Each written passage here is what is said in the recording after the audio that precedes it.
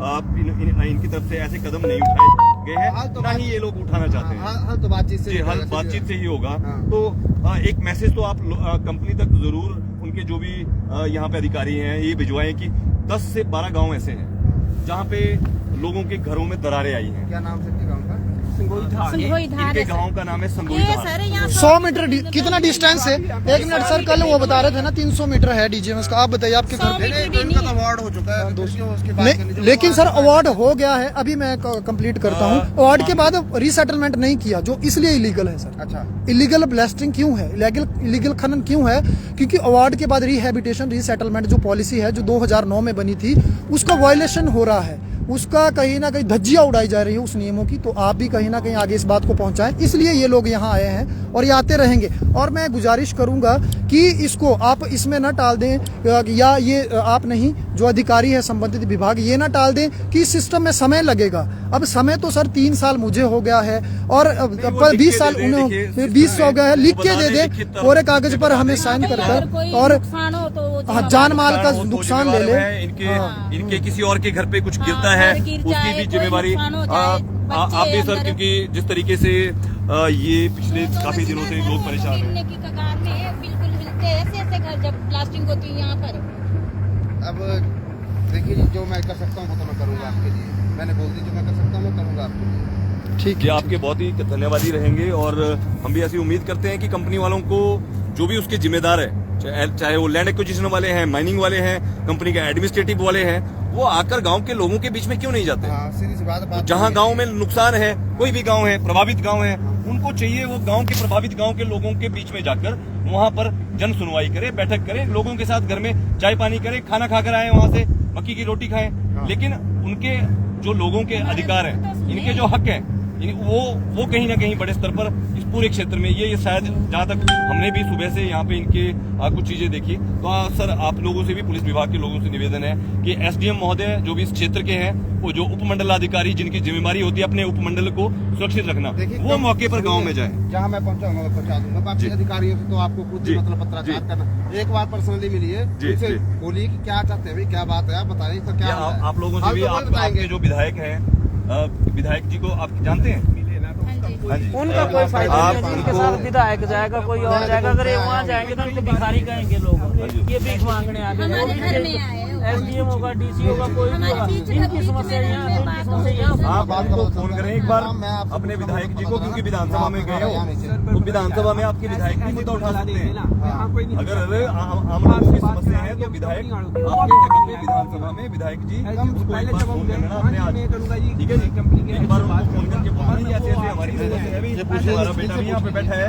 हम मेरी तो 3 सालों से कोई रिपोर्ट एसडीएम कार्यालय से पहुंची आई नहीं है। और मैं अभी भी ये बोल रहा हूँ आपको भी सर कि ये कोई पर्सनल मुद्दा नहीं है, ये मेरा मुद्दा नहीं है, ये पूरे गांव का मुद्दा है। अगर कोई आप मीडिएटर है सर, आपका काम है सुलह करवाना, और आप इसको सिर्फ मेरा मुद्दा ना सोचें। और मैं सबको बोलना चाहता हूँ ये पूरे गांव, हाँ, सबकी दिक्कत है, इन सबके दिक्कतों को भी बर्बादी कर देगा। आपका ये जो कच्चा मटेरियल पड़ा हुआ है, बारिश हो जाएगी ये पिघलेगा, जाएगा नीचे, जाएगा तो गांव पे जाएगा। ये कच्चा मटेरियल नीचे जा सकता है, नीचे जा सकता है। ये कच्चा मटेरियल आप यहाँ देख सकते हैं, यहाँ से नीचे जा सकता है गांव के ऊपर, और गांव के ऊपर ये कच्चा मटेरियल बारिश में अगर जाएगा तो गांव के, आप ये पत्थर यहाँ पे थोड़ा सा देख पाएंगे, ये यहाँ से ये पत्थर आप ये देख सकते हैं, ये पत्थर अगर यहाँ से खिसकेंगे तो ये नीचे जा सकते हैं, गांव पे जा सकते हैं। कोई प्रोटेक्शन नहीं है, कोई प्रोटेक्शन वॉल नहीं है, कोई लोहे के यहाँ पे किसी तरीके से इसको रोकने के लिए कोई सुरक्षा इंतजाम नहीं है, कोई बोर्ड नहीं है, साइन बोर्ड नहीं है, माइनिंग एरिया में अलार्मिंग सिस्टम प्रॉपर नहीं है, ऐसी बहुत ही और भी चीजें हैं। मैं चाहूंगा कि जो भी अर्की प्रशासन, अर्की इस क्षेत्र के विधायक महोदय, इन लोगों की आवाज को, इनकी बात को विधानसभा पटल पर जरूर उठाएं, क्योंकि जिस तरीके से ये लोग लंबे समय से परेशान हैं। अब बार बार इनको ये कहा जाए, ये भी एक कहीं ना कहीं, लेकिन फिर भी एक इस पूरे मामले में ये देखने वाली बात है कि लोग एक तरफ परेशान हैं, तो कहीं ना कहीं जनप्रतिनिधि, जो भी जनप्रतिनिधि हैं, उनको आगे आना चाहिए। जनप्रतिनिधियों की जिम्मेवारी है अपने स्थानीय लोगों की समस्याओं को दूर करना।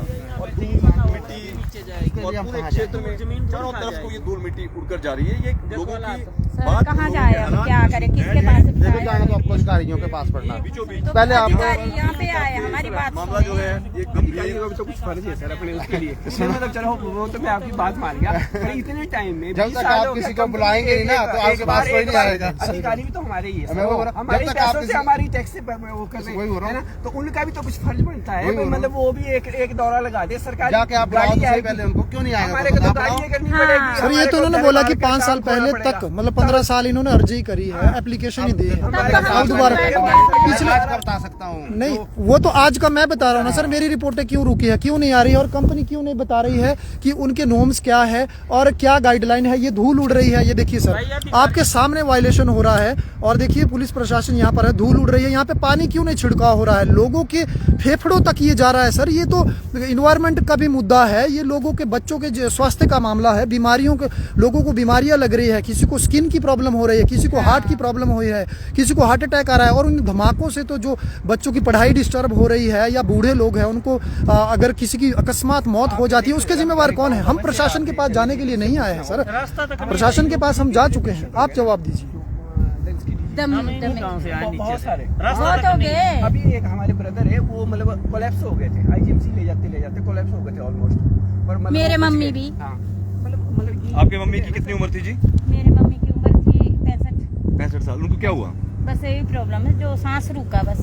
सांस सांस की मतलब प्रॉब्लम। सभी लोगों को मैं बताना चाहूंगा, जितनी भी सीमेंट कंपनियां हैं, सीमेंट कंपनियों के आसपास सिलिकोसिस की बीमारी जो है वो पाई जाती है। ये धूल मिट्टी से, डस्ट से सिलिकोसिस होता है, और सिलिकोसिस की बीमारियां ये होंगी ही होंगी, 100% होंगी।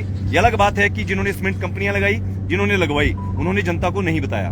लेकिन सीमेंट कंपनियों की ये जिम्मेवारी है कि हेल्थ के जितने भी कैंप्स हैं और जितने भी उच्च स्तरीय जो सुविधाएं, विश्व स्तरीय सुविधाएं, यहाँ के लोगों को गांव-गांव में जाकर कैंप्स लगाए जाने चाहिए, जो कि पूरे क्षेत्र में, चाहे वो बिलासपुर हो, ACC सीमेंट कंपनी, चाहे वो यहाँ अल्ट्राटेक हो या फिर ये कंपनी हो। ये भी एक बड़ा मतलब गंभीर मामला है कि इन कंपनियों को आखिर नेता बड़े स्तर पर क्यों नहीं ऐसी कंपनियों के लिए हेल्थ के इश्यूज इन्होंने बताया, इनकी माता जी इन्होंने बताया, इनके गांव के इनके ब्रदर जो हैं उनको ऐसी बीमारियां बड़े स्तर पर। सर यही लोगों की जो समस्याएं हैं, हम क्योंकि मतलब आप लोग यहाँ पे हैं, सबसे पहले तो आपका ये धन्यवाद कि आप लोगों के साथ लोगों की सुरक्षा के लिए खड़े हैं। जबकि सर बड़े स्तर पर ये देखा जाता है कि पुलिस विभाग पर भी बहुत सा दबाव जो है वो होता है, लेकिन आप लोग फिर भी यहाँ पर खड़े हैं, इन लोगों की बात सुन रहे हैं। तो आपसे भी ये उम्मीद है कि जिला प्रशासन के जो भी SDM महोदय हैं वो आप उन तक जरूर ये बात जरूर पहुंचाएं कि वो इनके घर में जाकर यहाँ के हालत का जायजा जरूर लें, क्योंकि उनकी जिम्मेवारी है। बता रहा था जी। एक बार जाइए, आप बुलाइए जी। उनको, जी। कौन मना करेगा आने से? मैं नहीं आऊंगा।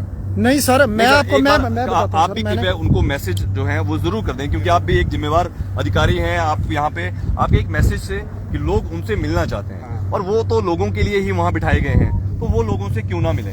जैसे अभी बहुत से लोगों से आज तक कोई DC डिप्टी कमिश्नर यहाँ नहीं आए हैं इस एरिया में, नहीं आए, कभी नहीं आए। वो सोलन से यहाँ नहीं आना चाहते, उनको आना चाहिए। भैया तो रास्ते नहीं है, बरमाना में रास्ता है तो आते हैं, पता कहाँ आते हैं? गेस्ट हाउस में, गेस्ट हाउस में आते हैं। पब्लिक के बीच में तो कभी नहीं आए, वहाँ भी नहीं आए, यहाँ कहाँ आएंगे? यहाँ तो कंपनियों के- रास्ते ही नहीं है, जी इनके सर। घर के लिए रास्ता ही नहीं है, कहाँ से आएंगे? कहाँ से आएंगे सर? ये थोड़ा हमारे सा रास्ते एक हैं, रिक्वेस्ट है रोड कि है, इन हर लोगों का चीज़ है, वहाँ ये नहीं बात उन आते। तक पहुँच जाए तो शायद इनका समाधान, जब वो एक बार आएंगे पैदल तो शायद समाधान अगले दिन निकल जाए, उसी दिन निकल जाए, क्योंकि पैदल जाएंगे तो समझ पाएंगे।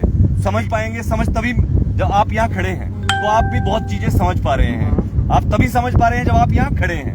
अब जो आदमी शिमला से आपसे पूछेगा, ये शिमला से ही बैठा है और वो यहाँ नहीं आएगा, ये प्रॉब्लमेटिक है। शायद ये समस्याएं सामने आई है, ये इसीलिए आई है क्योंकि आज तक शिमला से कोई नहीं आया, सोलन से कोई नहीं आया, बस सिर्फ नीचे वाले आदमियों को कह दिया जाता है कि आप करो, जबकि नीचे वाले अधिकारी के पास कोई भी अथॉरिटी नहीं है सर। आप लोग सर पुलिस विभाग से हैं, आप लोग लैंड एक्विजिशन का मामला आपका भी नहीं है।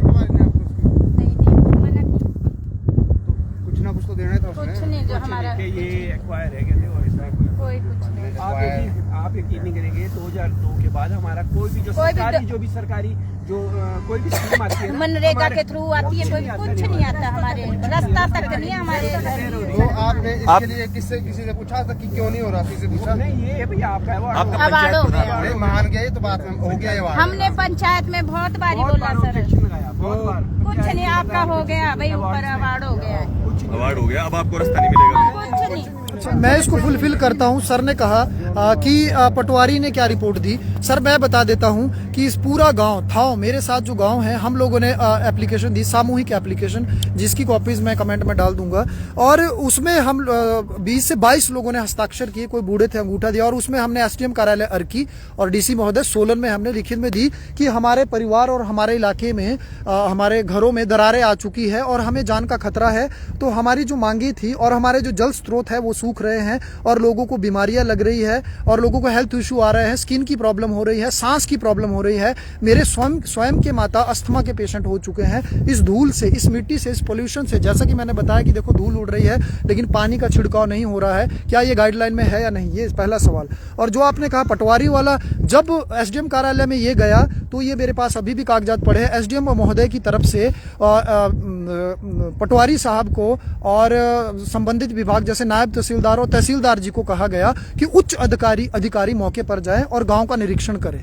तो इसमें क्या एक हैरानी वाला एक वाकया सामने क्या निकल कर आता है। उसके बाद और कंपनी को भी लिखा कि साथ में संबंधित जो कंपनी है उसको भी बुलाया जाए, क्योंकि कंप्लेंट उनके अगेंस्ट है। तो आप यकीन नहीं मानेंगे, वो भी मैं कमेंट में यहाँ पे डाल दूंगा कि ना तहसीलदार जी मौके पर आए हैं आज दिन तक, ये सर 6 महीने पहले की बात है, ना नायब तहसीलदार जी मौके पर आए, और पटवारी साहब जब आए उसमें सामूहिक सब लोगों ने हस्ताक्षर किए, जो कि आज दिव्य हिमाचल और अलग अलग प्लेटफॉर्म पे आज न्यूज आ चुकी है, जिसमें हवाला दिया है न्यूज में। उसमें निर्मा देविया में इतने सारे जो लोग थे सबके नाम हवाला किए हैं, और उसी खबर की मैं बात कर रहा हूं जिसको मीडिया ने भी बताया है।